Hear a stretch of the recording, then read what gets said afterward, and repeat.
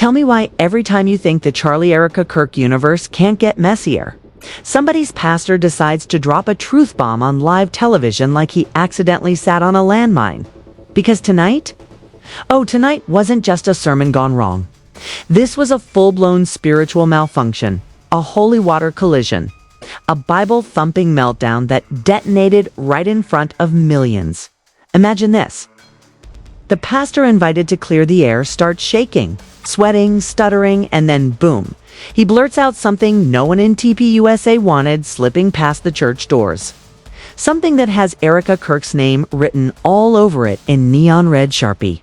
Something that allegedly ties a pastor, a marriage retreat, Erika's private events, and TPUSA's chief of staff into one scandal so chaotic it makes their last PR crisis look like a Sunday picnic. And the wildest part? The cameras were rolling. The mic was hot. And the internet wasted 0 seconds turning that clip into a digital autopsy. So buckle up, because what the pastor said, how he said it, and who he exposed might finally reveal the cracks Erika's been hiding behind those faith branding Instagram reels for years. Let's get into it. Let's start from the moment everything cracked on live TV, because trust me, this wasn't your average, oops, the pastor said something awkward moment. This was the kind of scandal that doesn't just fall out.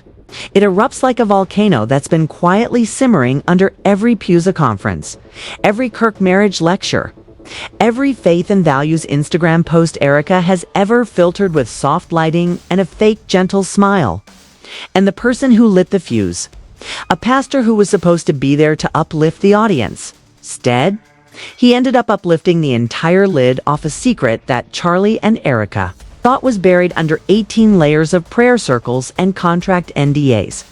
So picture this, Pastor Holden, yes, that one invited on a conservative morning show to talk about integrity in leadership. Cute, right? The producers probably thought he'd come in, quote, a Bible verse and go home. But no, this man walked in looking like he hadn't slept since the Reformation. His eyes twitching, his hands shaking, his collar slightly crooked, like even it didn't want to be associated with what he was about to say. The host asks a simple question. Pastor, what do you think about the recent criticism against Christian organizations lacking transparency? And instead of giving the typical "we strive for excellence" speech, this man blinks 3 times, looks around, and whispers into a live microphone. It's not just criticism, it's corruption. And Erika knows. And the entire studio went silent, like someone unplugged reality. Even the sound engineer froze. The host looked like she had just accidentally heard a confession that required immediate legal counsel. Cameras zoomed in. Producers screamed in the control room. Twitter sensed smoke rising from somewhere in the distance, but Pastor Holden wasn't done. Not even close. That slip. That was just him opening the door. What came next was the spiritual version of ripping the whole roof off. He clears his throat, adjusts his mic, and says, "They told me not to talk about the retreats, or the funding, or her connection with the chief of staff." And that was the moment the internet officially filed this under Scandal of the Week and started preparing popcorn. Because who tells a pastor not to talk about something? Who is they? Why is Erika involved in retreats that apparently have nothing to do with marriage advice and everything to do with suspicious money trails? And what does TPUSA's chief of staff have to do with an eye of this? Within minutes, clips started circulating, titled "Pastor Exposes Erika Kirk Live." TPUSA Meltdown. Chief of Staff Scandal Incoming. You know it's bad when TikTok conspiracy creators drop their crystals and immediately start stitching a clip with screenshots of old TPUSA receipts. And here's where things get even juicier.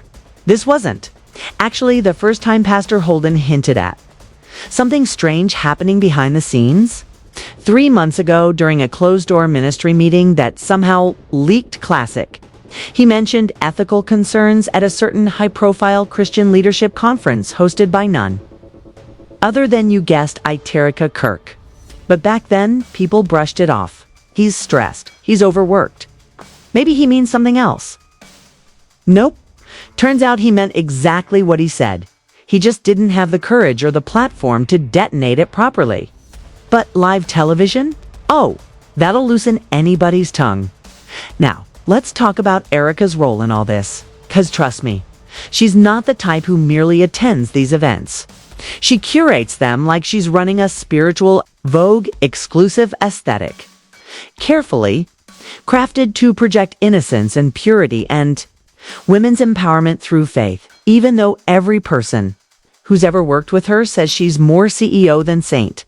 And behind that curated image, a network of private gatherings, donor dinners, off-the-record circles, and selective retreats where only certain people are invited, and everyone else is told to keep questions to themselves. And the TPUSA Chief of Staff. The connection goes deeper than people realize. He wasn't just a guest. He was handling logistics, money, approvals, communications, and allegedly, funneling certain resources toward projects that don't exactly show up on public reports.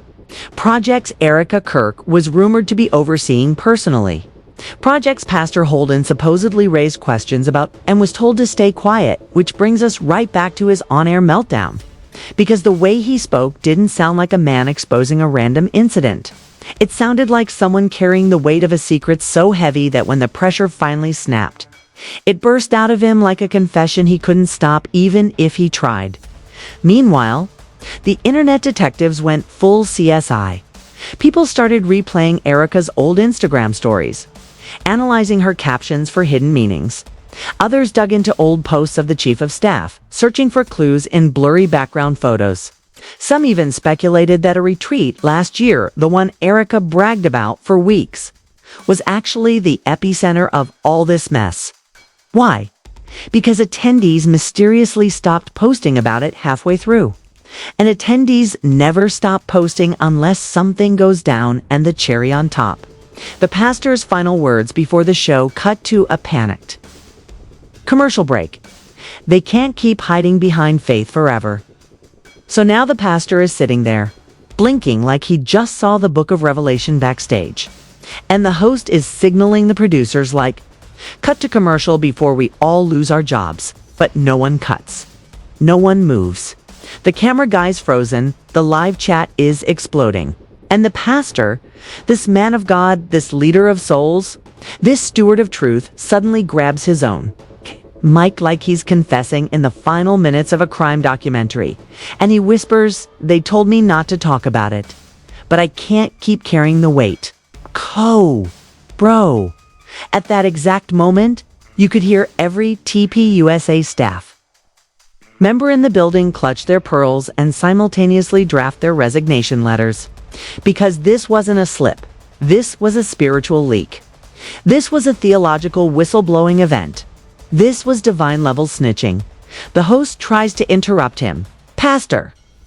Maybe we should, but the pastor raises a finger. A dramatic, trembling finger. No. They need to know. What Erika asked me to bless. The audience collectively gasps. Twitter has a seizure.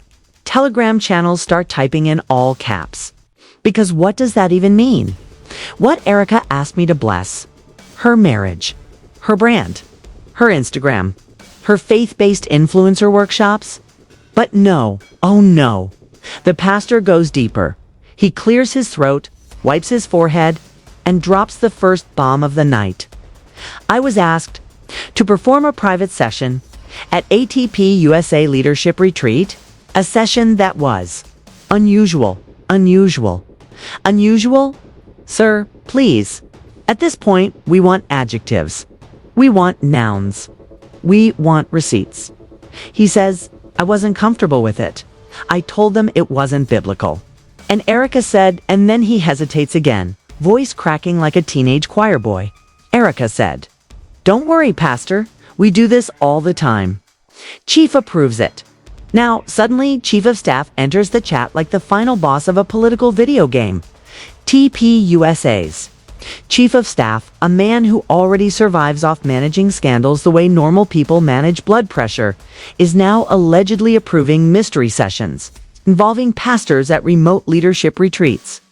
The host tries to jump in before the pastor continues. Pastor, maybe this is getting into internal matters, but he keeps going. No, the people must know.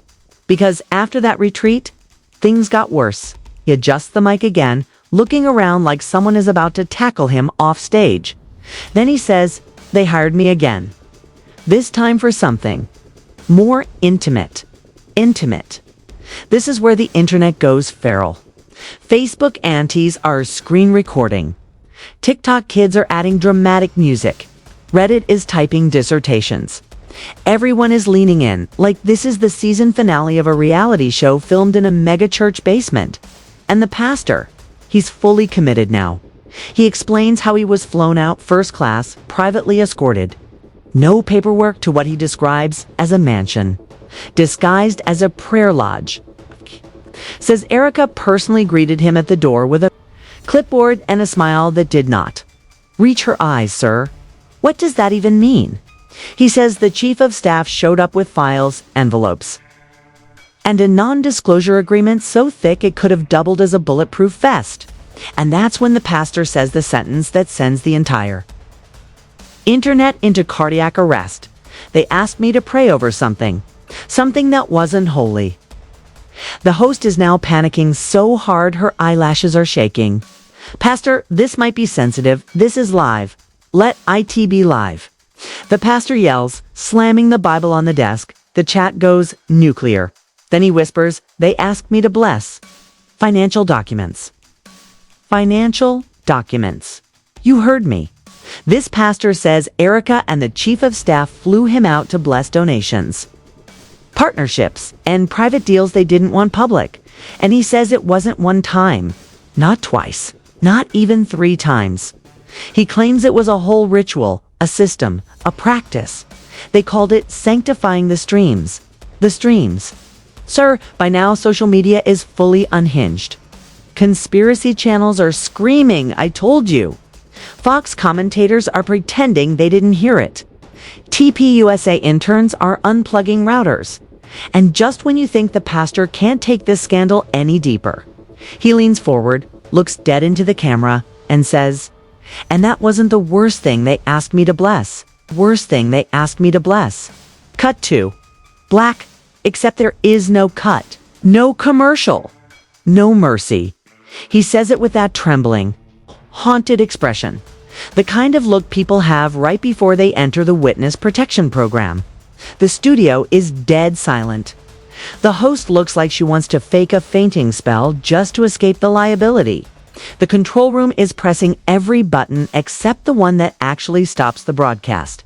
And the pastor finally exhales. I was asked to bless something deeply unethical. Something that no pastor, no minister, no spiritual leader should ever be involved in. The host clears her throat. If this is about private matters, maybe it's not private. The pastor snaps. It was planned, organized, structured, and Erika oversaw every detail. The chat goes feral. What did she do? Pastor spit IT out. TPUSA HR must be sprinting right now. And then he says it, slowly, dramatically. They asked me to bless a list of names. A list of names. Sir, what kind of political Pokemon card ceremony are we talking about? The pastor continues. They called it the Chosen Circle. Chosen Circle. This sounds like the Illuminati, but with worse branding. According to him, it was a curated list of donors, executives, influencers, and strategic assets that Erika supposedly wanted spiritually affirmed for her next phase of TPUSA expansion. He claims Erika told him these names were hand-picked by God. But the pastor says the only divine selection here was whoever had the biggest checkbook. He leans in again. And the chief of staff was the one who handed me the envelope, sealed, numbered, with instructions on who to pray for first. Based on contribution size, the internet screams, oh, sulfur monoxide, they pay for prayers now. This is PayPal meets Pentecostal warfare. Not the deluxe package prayer. But we're not done. Not even close. Because the pastor isn't just exposing. Prayer capitalism. He's about to drop the atom bomb. He takes a deep breath. In that envelope, there were names crossed out. Crossed out. The host freezes. Crossed out as in, he says, removed, blacklisted, people they no longer wanted in their circle. People they had spiritually abandoned. He wipes his face again. And next to some of the crossed out names, Erika wrote comments. This woman is annotating betrayal like it's a group project. He says the comments included things like, unreliable, doesn't align anymore. Too emotional, not obedient. Ask Chief to cut them off. Cut them off. The pastor looks horrified, even repeating it. This wasn't faith. This was politics disguised as prophecy. And then he reveals the part that causes the internet to collectively flatline. They had a separate list. A hidden category. The people they wanted exposed. Exposed, sir. Sir, the pastor says Erika and the chief of staff allegedly kept a special file of individuals they believed were disloyal people who knew too much, questioned too much, or pushed back too much. He claims they discussed coordinating smear campaigns, controlling narratives, and using spiritual framing to destroy reputations. The host nearly stops breathing. Pastor, are you saying they've weaponized the church? He nods. Yes. They asked me to preach sermons that indirectly targeted those individuals. To call them rebels, wolves, and false prophets. To influence the congregation's perception without naming them directly. Chat is done. This is propaganda, church. Addition, Hillsong could never. Is spiritual gaslighting on steroids? But wait, because the pastor isn't finished. He lifts the Bible again, dramatically, like he's revealing the final clue of a treasure map, and says, that file contained recordings, audio, screenshots, messages. Private messages, the host whispers. Recordings of who? He whispers back. Donors, staff, former allies, people who trusted them. The internet COMBUSTS. And then the pastor drops the final nuclear career-rending sentence. One of the recordings was of Erika herself. And in that recording, she said something I will never unhear. The host grabs her coffee mug like it's a seatbelt. The pastor breathes in.